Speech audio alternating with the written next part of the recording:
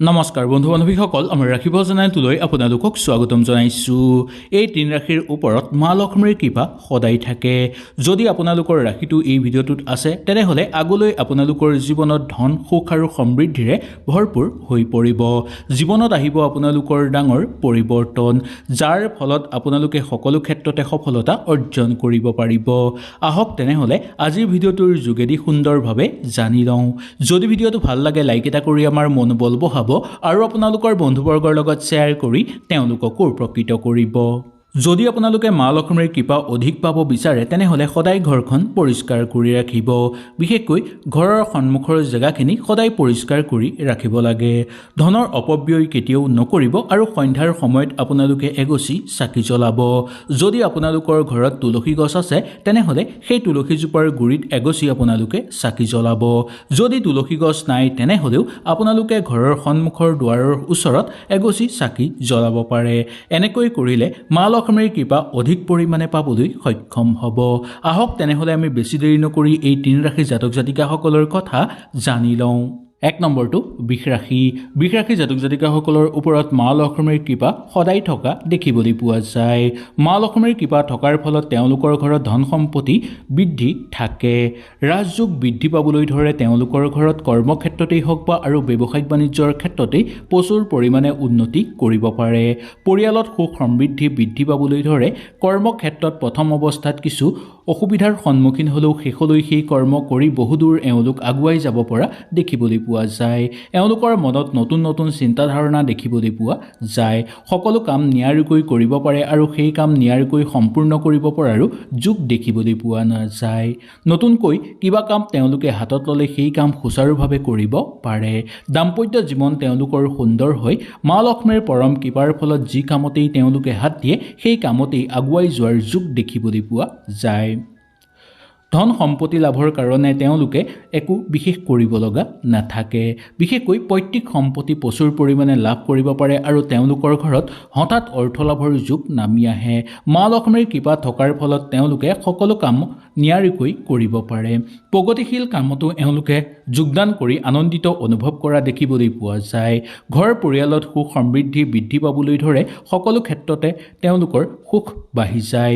ব্যৱসায়িক বাণিজ্যৰ ক্ষেত্ৰতেই হওক বা কৰ্মক্ষেত্ৰতেই হওক বহুদূৰ উন্নতি কৰিব পাৰে। নিজকে প্ৰতিষ্ঠিত কৰি তুলিব পাৰে আৰু নিজকে সামাজিক ক্ষেত্ৰত আগুৱাই লৈ যোৱাত সহায় হয়।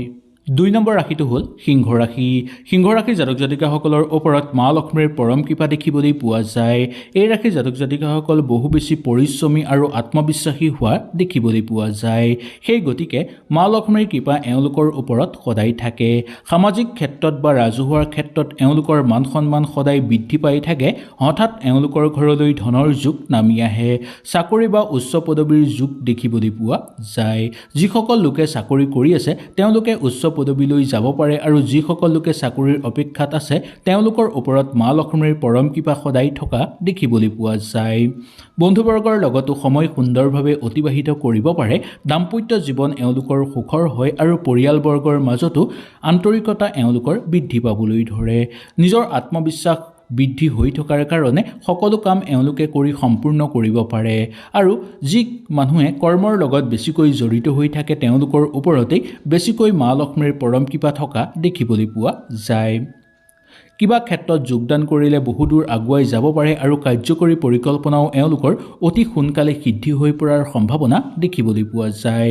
কৰ্মক্ষেত্ৰত চলি থকা সমস্যাবোৰ নিজেই সমাধান কৰি ল'ব পাৰে। দাম্পত্যৰ ক্ষেত্ৰত বা প্ৰেমৰ ক্ষেত্ৰত চলি থকা সমস্যাবোৰো অতি সোনকালে এওঁলোকৰ জীৱনৰ পৰা নোহোৱা হৈ পৰা দেখিবলৈ পোৱা যায়। ৩ নম্বৰ ৰাশিটো হ'ল ধনু ৰাশি। ধনু ৰাশিৰ জাতক জাতিকাসকলৰ ওপৰত মা লক্ষ্মীৰ পৰম কৃপা পৰা দেখিবলৈ পোৱা যায়, যাৰ ফলত তেওঁলোকৰ ভাগ্য আৰু ধৰ্মৰ ক্ষেত্ৰত বিশেষ প্ৰভাৱ পৰি থাকে। ভাগ্য সদায় উদয় হৈ থাকে। কিবা সমস্যা পালেও অতি সোনকালে সেই সমস্যাবোৰ তেওঁলোকৰ জীৱনৰ পৰা নোহোৱা হৈ পৰে। নতুন নতুন সুযোগ সুবিধা তেওঁলোকৰ জীৱনলৈ সঘনাই আহে আৰু ঘৰলৈ বহু বেছি ভাল খবৰ অহাৰ প্ৰচলিত এওঁলোকৰ দেখিবলৈ পোৱা যায়। বিদেশ বা দূৰত এওঁলোকে বহু ধন উপাৰ্জন কৰিব পাৰে। বিদেশত গৈ বা ঘৰৰ পৰা বহু দূৰত গৈ এওঁলোকে বহু ধন উপাৰ্জন কৰিব পৰাৰ যোগ দেখিবলৈ পোৱা যায়। নতুন কাম কৰিলেই এওঁলোকে সফলতা অৰ্জন কৰিব পাৰে। সকলো ক্ষেত্ৰতে আগুৱাই যোৱাৰ সুযোগ সুবিধা লাভ কৰে আৰু প্ৰচুৰ পৰিমাণে ঘৰত ধনৰ আগমন হ'ব পাৰে। ভাগ্যৰ সহায়ত এওঁলোকে বহুকেইটা ক্ষেত্ৰত খুব কম কষ্টতেই আগুৱাই যাব পৰাৰ যোগ দেখিবলৈ পোৱা যায়। কৰ্মক্ষেত্ৰতেই হওক বা ব্যৱসায়িক বাণিজ্যৰ ক্ষেত্ৰতেই এওঁলোকে উন্নতি কৰিব পাৰে। ঘৰ পৰিয়ালৰ ক্ষেত্ৰত এওঁলোকৰ অৰ্হতা বহু বেছি দেখিবলৈ পোৱা যায় আৰু ঘৰ পৰিয়ালত এওঁলোকৰ সুখ সমৃদ্ধি অতিশয় বৃদ্ধি পাই থকা দেখিবলৈ পোৱা যায়। শিক্ষাৰ মানযশ বহু বেছি বৃদ্ধি পাই থাকে আৰু মা লক্ষ্মীৰ পৰম কৃপাৰ ফলত এওঁলোকে যি কামতেই হাত দিয়ে সেই কামতেই সফলতা লাভ কৰিব পাৰে।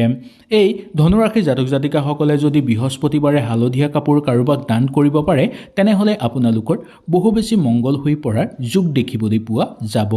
4 নম্বৰ ৰাশিটো হ'ল মেঘ ৰাশি। মেঘ ৰাশিৰ জাতক জাতিকাসকলৰ ওপৰত মা লক্ষ্মীৰ বিশেষ কৃপা থাকে, যাৰ ফলত এওঁলোকৰ ভাগ্য বিশেষভাৱে সলনি হৈ পৰিবলৈ ধৰে আৰু এওঁলোকৰ গ্ৰহ নক্ষত্ৰৰ প্ৰায় সলনি হৈ থাকে, যাৰ ফলত এওঁলোকে কৰ্মক্ষেত্ৰত বহুদূৰ আগুৱাই যাব পাৰে, ঘৰত প্ৰচুৰ পৰিমাণে অৰ্থ লাভ কৰিব পাৰে আৰু ব্যৱসায়িক বাণিজ্যৰ ক্ষেত্ৰতো প্ৰচুৰ পৰিমাণে উন্নতি কৰিব পৰা দেখিবলৈ পোৱা যায়। এওঁলোক বহু পৰিশ্ৰমী হোৱাৰ কাৰণে এওঁলোকে অতি সহজতে মা লক্ষ্মীক সন্তুষ্ট কৰিও ৰাখিব পাৰে।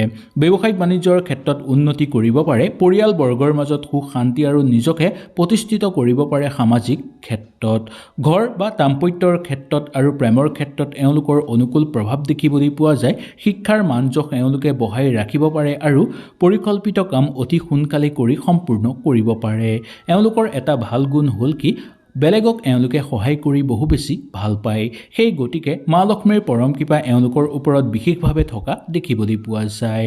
ঘৰ পৰিয়ালৰ ক্ষেত্ৰত সুখ শান্তি বৃদ্ধি পাবলৈ ধৰে, নতুন নতুন চিন্তা এওঁলোকৰ মনলৈ আহে, সকলো ক্ষেত্ৰতে আগুৱাই যোৱাৰ বাট বিচাৰি পায় আৰু অৰ্থৰ বাটো মা লক্ষ্মীয়ে এওঁলোকৰ কাৰণে মুকলি কৰি দিয়ে, যাৰ ফলত ঘৰত তেওঁলোকৰ উন্নতি হোৱাৰ লগতে ঘৰতো প্ৰচুৰ পৰিমাণে উন্নতি হোৱা দেখিবলৈ পোৱা যায়।